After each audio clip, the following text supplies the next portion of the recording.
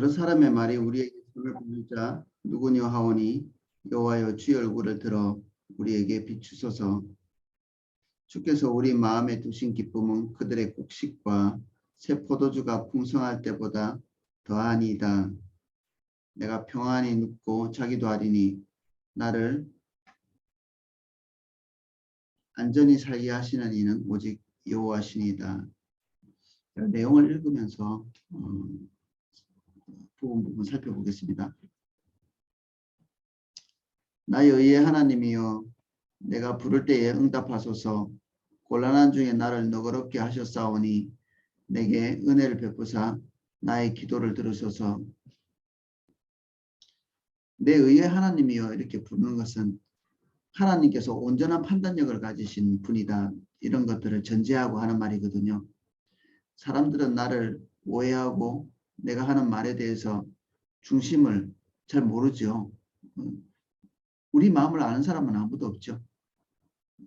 어떤 사람도 내 마음을 올바로 판단하는 사람은 없고, 우리도 마찬가지입니다. 다른 사람을 다 우리 입장을 감안해서 판단하는 것이지 그 사람을 객관적으로 보고 판단할 수 있는 사람은 완전히 없습니다. 아예 그냥 내가 올바른 판단을 한다라는 생각 자체를 버려야 합니다. 우리는 다른 사람을 절대 객관적으로 판단을 할 수가 없습니다. 다소간에 어떤 경우에라도 우리는 우리 입장과 우리 경험과 우리가 가지고 있는 생각대로 판단할 수밖에 없는 아주 이렇게 가변적인 존재죠. 우리가 성령 충만하면 괜찮지 않나? 예, 어림도 없습니다. 성령 충만해서 사도들은 다 올바르지 않은 판단 때문에 교회를 완전히 파토낼 뻔했거든요. 여러 차례 지금 말씀드리지만 성령 충만한 교회라고 우리 인간이 완전한 지각을 가질 수는 없습니다. 하나님의 도움으로 이러저러한 아주 조그마한 영역 내에서 자기 기능을 제대로 할 수 있을지 모르겠지만 포괄적인 판단을 제대로 한다는 것은 인간에게는 있을 수 없는 일입니다. 그런데 하나님께서 이런 올바른 판단을 가지고 나의 처지를 판단하실 거다. 지금 현재 이 시편 4편을 고백하고 있는 이 시편 기자는 여러 동료들 사이에서 대단히 불합리한 평가를 받고 있는 그런 사람인 정황이죠. 이게 위에는 다윗이라고 이렇게 돼 있지만 뭐 추정하는 거지 이 정확하게 다윗이 썼다 이런 내용을 담고 있는 내용은 없습니다. 아마도 성경 안에는 비슷한 환경이 다윗이니 아마도 그렇지 않을까 이런 생각을 하는 것입니다. 근데 다윗 말고도 우리는 이런 상황에 빠져 있는 사람을 얼마든지 있을 수 있고요. 우리 자신도 불합리한 판단을 받고 있는 경우는 항상 있을 수 있죠. 나 자신에 대해서. 사람들은 우리의 중심을 잘 모르는 상태에서 우리에 대해서 이런저런 얘기도 하잖아요. 판단도 하고. 다소간의 실수를 할 때가 있죠, 우리가. 근데 우리가 한 실수보다 훨씬 더 부정적인, 우리가 판단할 때는, 또 우리의 실수도 우리가 생각할 때는 다 나름대로 원인이 있죠. 그럴 수밖에 없는. 완전하게 행동은 못했지만 그럴 수밖에 없는 이유가 또 있습니다. 그래도 하나님 앞에서 우리가 이런 부분을 이해받고 하나님께서 온전한 판단을 해주셔서 지금 내가 들어와 있는 불합리한 상황 속에서 좀 건져주시기를, 이런 기대를 가지고 지금 기도하고 있는 거죠.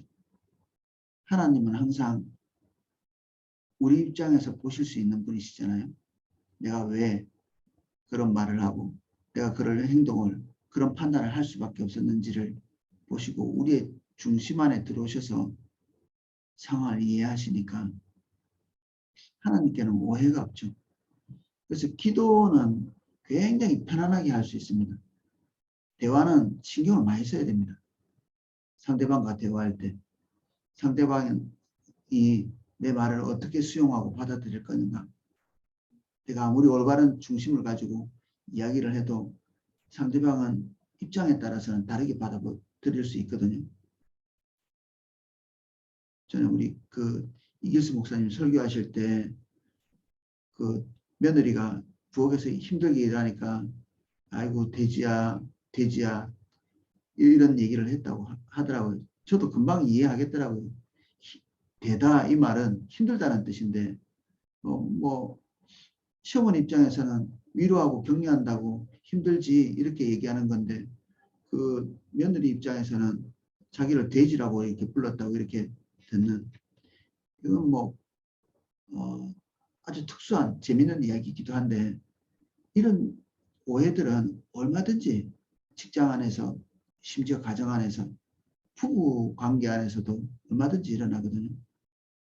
저도 무수히 아내의 말을 곡해해서 듣고 아내도 사실 제 말을 곡해해서 듣는 때가 종종 있거든요. 이제 설명하고 대화하고 이런 과정에서 이제 풀어나가기는 하죠. 자주 대화를 하니까. 자녀하고 관계도 마찬가지입니다. 이게 소통이 제대로 될 수 있는 사람이 아니라 자녀라고 우리 마음을 다 알고 우리라고 자녀의 마음을 다 아는 것은 아니니까. 근데 하나님께서 이 어느 시점에 이 모든 것들을 눈 녹듯이 풀어주는 그런 시점이 있는 우리가 그런 관계를 풀어보려고 애는 많이 쓰잖아요. 근데 마음대로 되시던가요? 이게 마음대로 잘 안 되죠. 풀어보려고 애를 써도 더 나쁘게 꼬이는 경우도 있고 우리가 좋은 관계를 시도하는데 에너지가 너무 많이 들기 때문에 사실은 어떻게 보면 단념하게 될 수밖에 없는 그런 때가 있습니다. 어떤 사람은 이게 쉽기도 하지만 모든 사람이 좋은 관계를 가지는 게 쉽지는 않기 때문에 기질적으로도 그렇고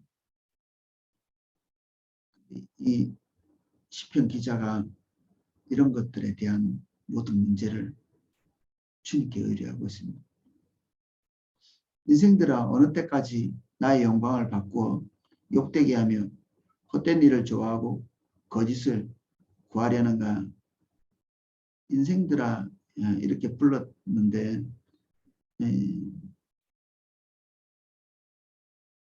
사람의 자녀들이다 이렇게 표현할 수도 있고요. 근데 여기에 이제 인생들이라고 표현하는 이 표현은 보통은 자기보다 높은 위치에서 자기에게 영향을 끼칠 수 있는 그 사람들을 지칭하는 말이라고 합니다. 자기하고 이렇게 수평적으로 볼 때 위치하고 있는 수평적인 위치에 있는 사람이나 낮은 곳에 있는 곳에 위치하는 사람이 아니고 직장 안에서도 자기보다 높은 위치에 있고 재산도 자기보다 많고 사회적인 영향력도 자기보다 많은 그런 사람들을 지칭할 때 인생들아 이렇게 표현합니다. 만약 이 시가 다윗의 시라면 사울이 될 수도 있고요. 그때 당시에 권력을 더 많이 가지고 있는 그런 존재, 영향력이 더 많은 존재, 그런 존재를 얘기할 수도 있겠죠.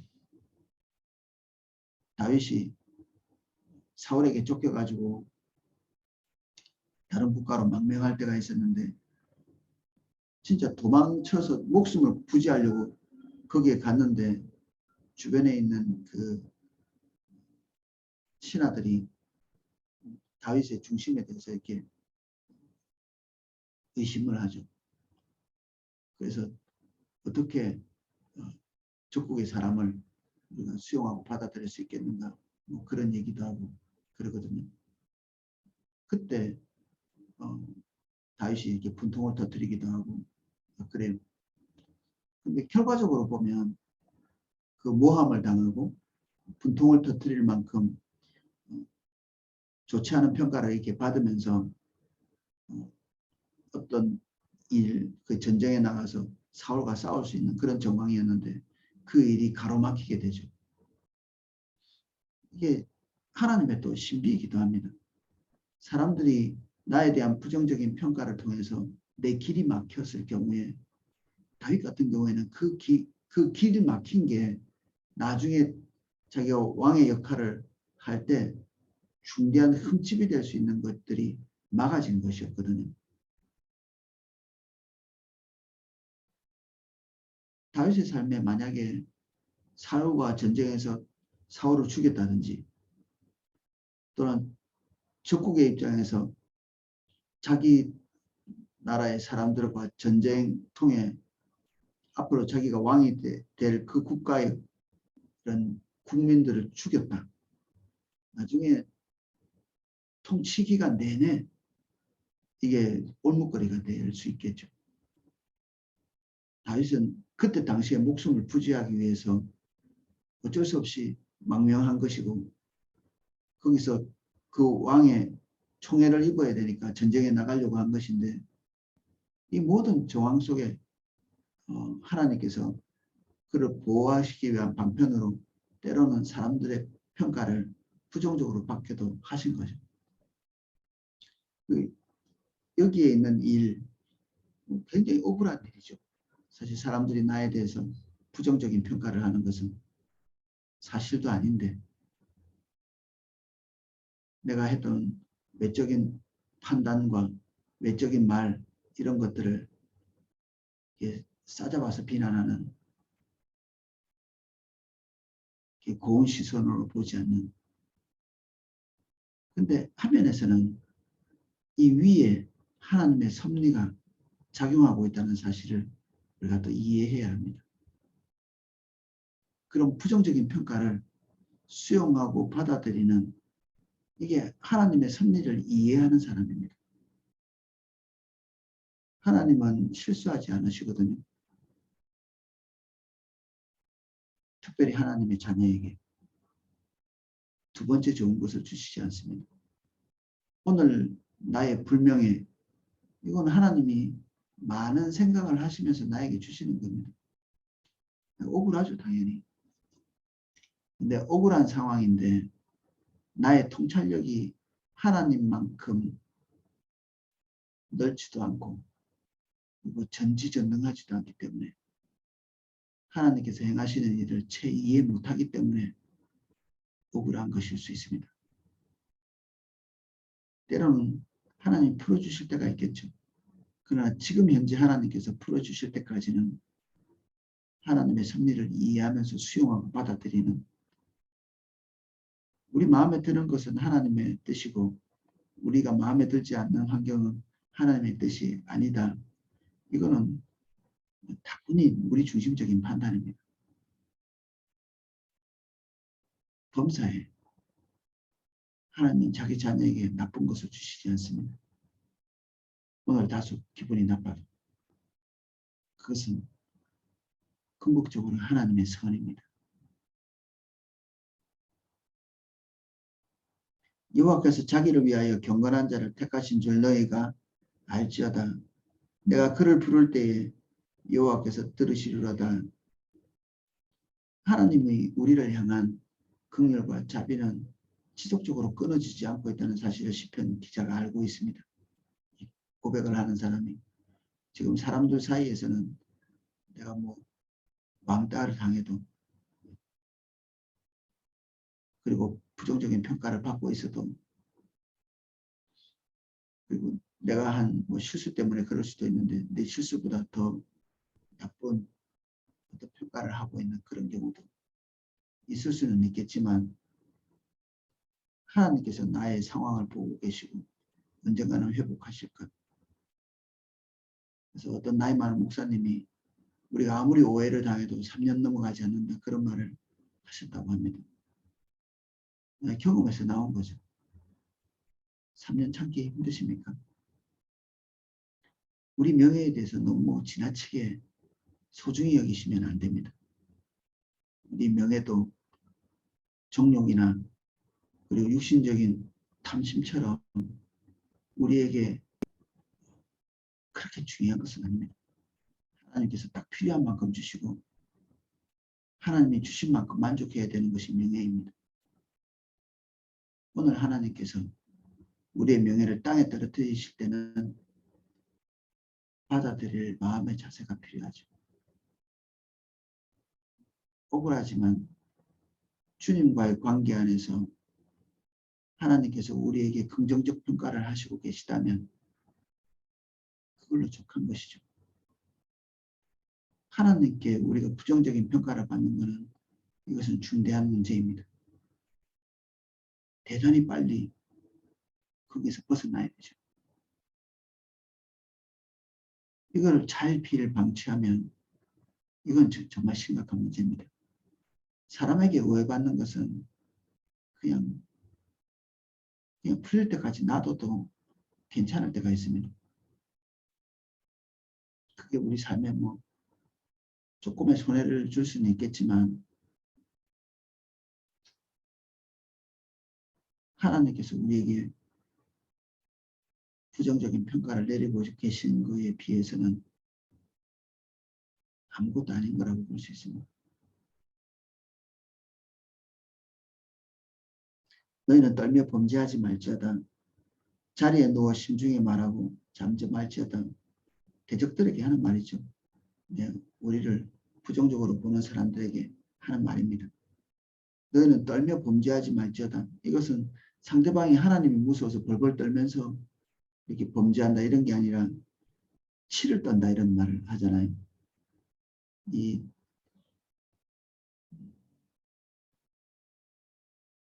분노에 떠는 것입니다. 분노하기 때문에 떠는 나를 향해서도 그럴 수 있고요. 상황 때문에 그럴 수도 있고 뭐 사태가 심각한 거죠. 사실은 나에 대해서 분노를 품고 있다. 그리고 내가 속해 있는 상황에 대해서 분을 품고 있다. 사태가 심각하죠. 그들에게 하나님 앞에서 명령하고 선언하고 있죠. 하나님께 탄원하고 있는 것입니다. 한면에서는. 이 말의 대상은 자신과 갈등의 관계를 가지고 있는 사람들에게 얘기하고 있는 거지만 직접 얼굴을 대면해서 말했다기보다는 하나님 앞에서 선언, 선포. 하나님 앞에서는 못할 말이 없죠. 만약에 이 말을 그들의 얼굴 앞에서 했으면 더욱더 사태는 어려워졌을 것입니다. 사람 앞에서는 말을 가려서 해야 합니다. 우리가 가지고 있는 감정을 그대로 실어서 얘기하면 풀기 어려운 나락으로 빠지게 되죠. 하나님 관점으로 말할 자신이 없을 때는 두 번째 좋은 것은 침묵입니다. 말하지 않으면 나중에 풀지 않아도 되죠.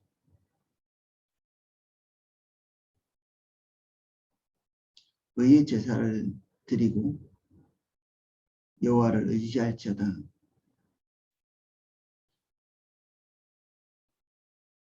여러 사람의 말이 우리에게 선을 보일 자 누구냐 하오니 여호와여 주의 얼굴을 들어 우리에게 비추소서. 상황이 계속되고 있습니다. 악한 상황. 거의 풀릴 가능성이 없는. 근데 시편 4장 7절은 우리는 그 관계가 풀릴 때까지 하나님과의 관계를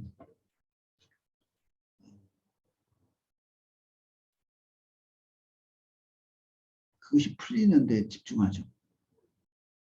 하나님 이것을 풀어주십시오. 이게 풀리기 전까지는 아무것도 되는 것이 없습니다. 이런 태도.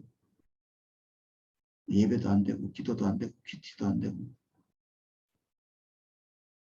근데 시편 이 7절에서 말하고 있는 이 고백은 우리에게 전혀 다른 생각을 가지게 합니다.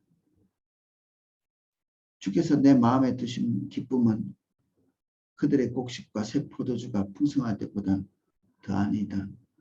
나를 매도하고 부정적인 평가를 하고 심지어는 분노하면서 우리를 공격하는 그런 종류의 사람들의 한가운데에서 그런 취급받고 있는 상황입니다. 지금 상황은 전혀 개선되지 않고 있는 그런 상황에서 주님 안에서 누리는 이 시편 기자의 평온, 그것에 대해서 얘기하고 있는 것이죠. 관계가 어려운데 어떻게 평온을 누릴 수 있나요? 누릴 수 있습니다. 지금 이 사람이 그걸 누리고 있습니다. 이게 다윗이든 아니든 간에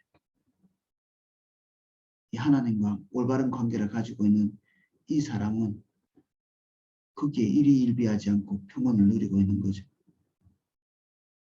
상대방의 공격은 계속되고 있고 그들이 가지고 있는 나에 대한 부정적인 생각들은 계속되고 있음에도 불구하고 평온은 넘치도록 누리고 있는 거죠. 어쩌면 나하고 대적관계에 있는 그 사람은 사람들로부터 너무 인정을 받고 있고요. 이게 교회 안에서도 있을 수 있지 않겠어요? 교회 안에서 어떤 사람이 나를 미워한다.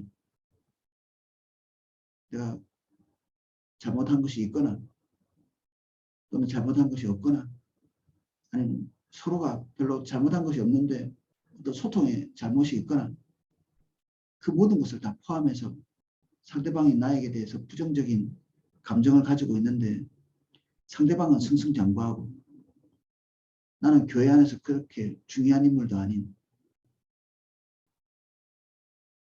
그래서 더 억울한 취급을 더 많이 받을 수 있는 한쪽은 교회에서 그래도 인정받고 있는 사람이라서 아이고 사람들 생각할 때 이 사람이 뭐 잘못 판단했겠어? 일리가 있겠지 이런 생각도 할 수 있거든요. 나는 솔직히 이제 억울하죠. 나는 교회 안에서 그렇게 입지가 튼튼하지도 않은데 하면서 다윗은 그런 취급을 받았던 때도 있습니다. 아버지 심부름을 한다고 전쟁터에 형들의 그 식량을 갖다 주는 그런 시간에 형들이 부정적인 평가를 딱 내리죠. 다윗을 향해서.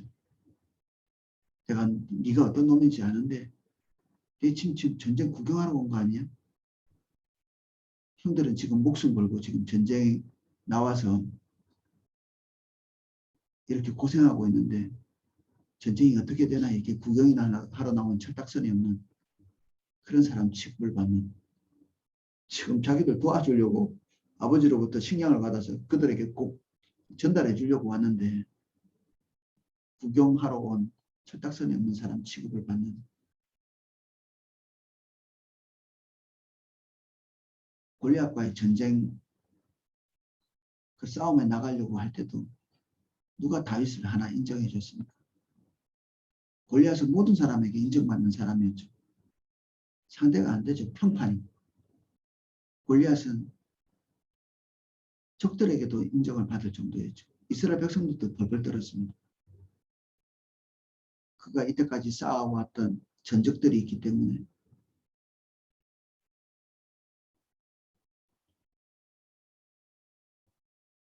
상대방이 골리앗처럼 클 수 있겠죠. 인정과 지지 그리고 좋은 평판 골리앗처럼 클 수 있습니다. 근데 우리가 사람과의 관계를 이렇게 얘기할 때 우리는 항상 누군가 나에게 부정적인 반응을 하는 것에 대해서는 민감하거든요.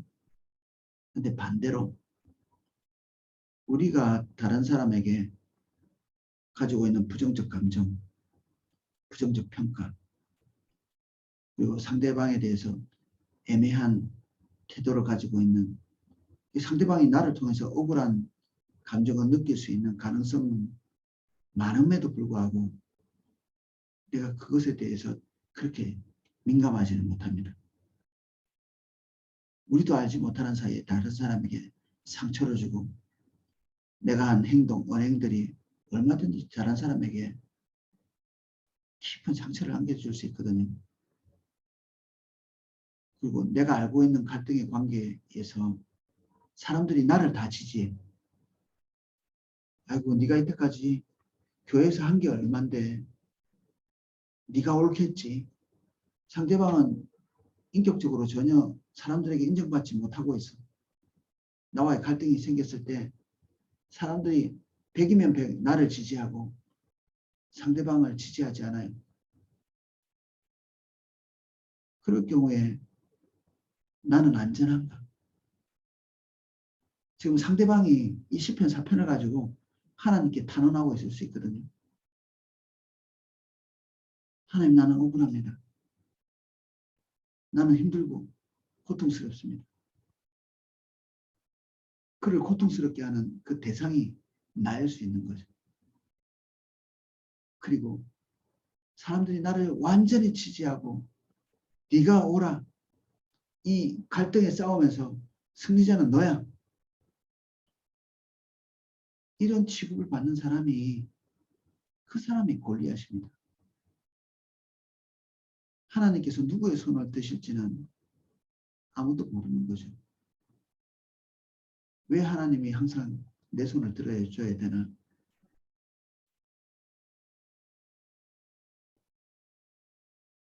우리는 형제와의 갈등이 있을 때는 하나님이 대체로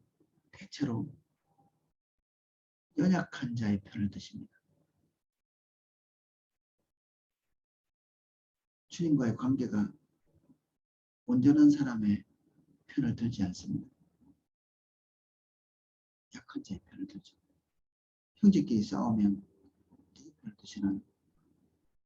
대체로는 동생의 편을 들 가능성이 많죠. 동생한테 그러면 되나? 네가 성숙했는데.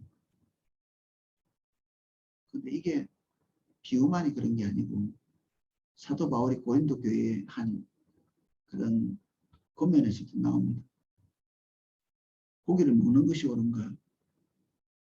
우상에게 바쳐진 고기를 먹지 않는 것이 옳은가? 이런 분쟁이 교회 안에서 벌어졌을 때 결론은 우상에게 바쳐진 고기가 아무것도 아니고 음식에 불과하기 때문에 먹는 것이 더 성숙한 것이다 라는 평가를 내리면서 그 성숙한 자들, 고기를 먹는 자들에게 엄중히 당부합니다. 먹지 말라고. 너희들은 그것을 먹으면서도 하나님과의 관계를 건강하게 유지해 갈 수 있지만 그것을 먹는 것을 보는 연약한 자들은 시험에 들 것이고 그들은 그것을 먹으면서 하나님을 떠날 것이고 우상숭배에 노출될 것이고 이런 것을 염려하는 것이죠. 우리는 그들이 믿음이 없으니까 그들의 잘못이지 이렇게 생각할 수 있지만 하나님은 그 책임을 성숙한 자에게 돌리십니다. 그래서 교회 내에서는 성숙한 자가 더 큰 짐을 집니다. 옳은 자가 하나님께 인정받는 게 아니고요.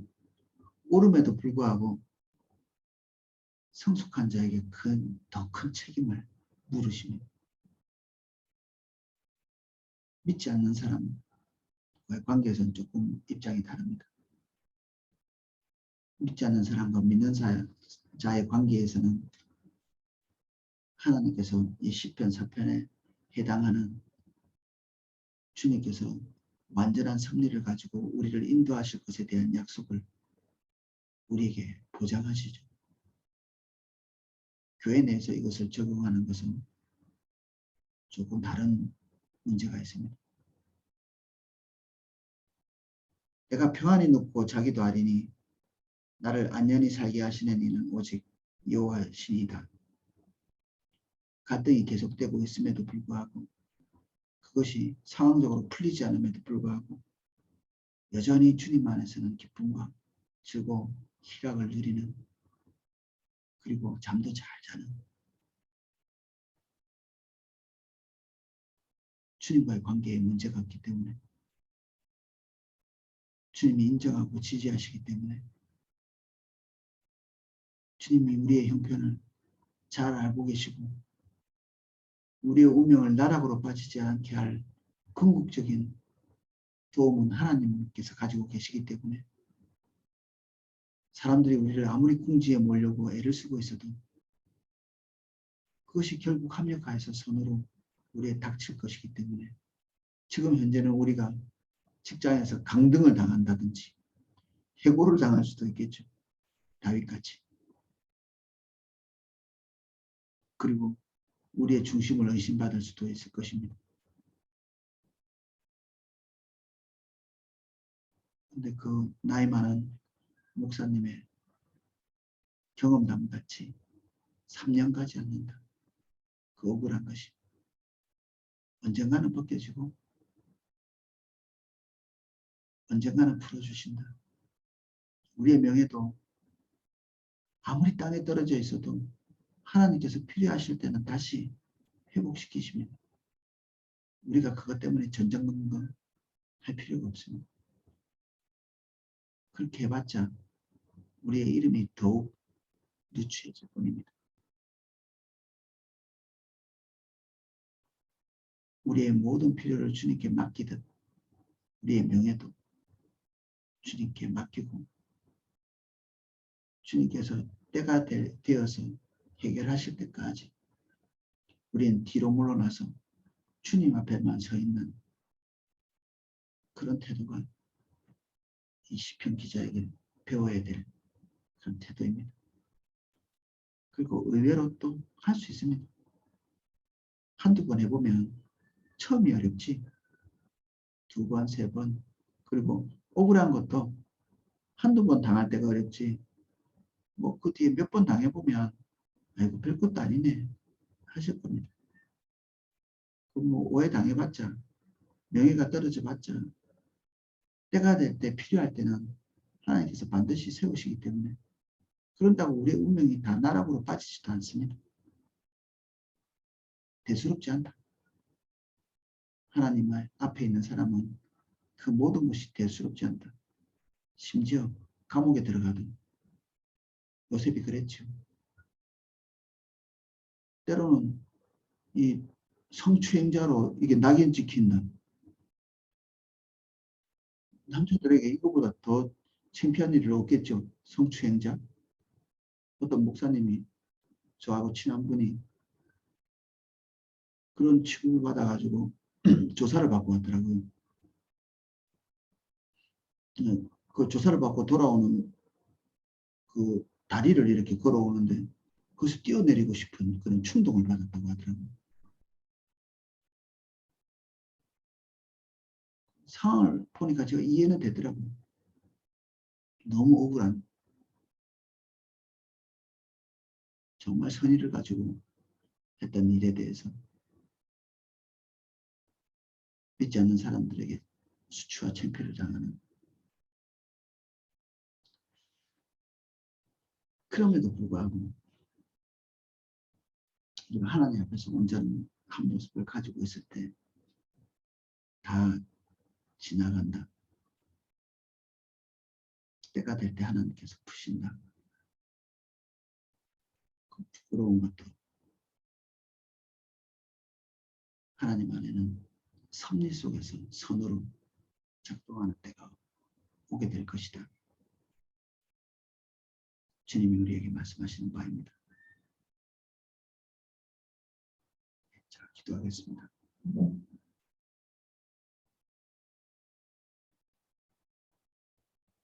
많은 하나님의 사람들이 이 시편, 사편 같은 고백을 합니다.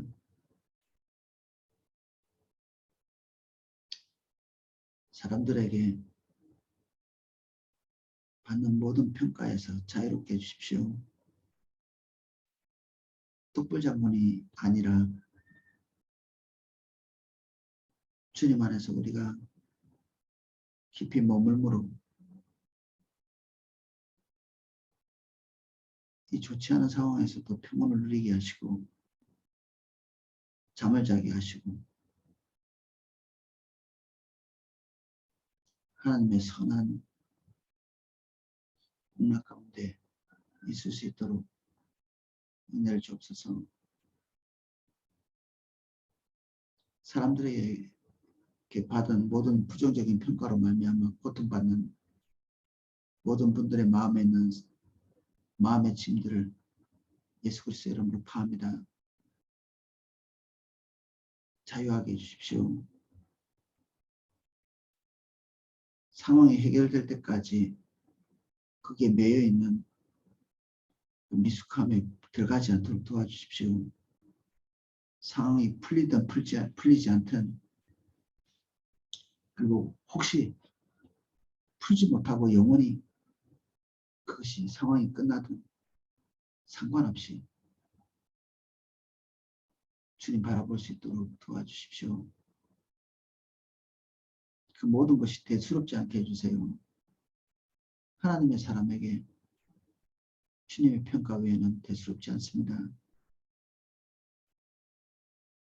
함께 해주십시오. 하나님의 말씀대로 살 수 있게 하시는 하나님의 살아계신 임재를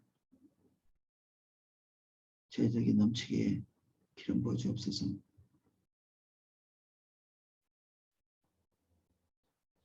예수님의 이름으로 기도합니다. 아멘.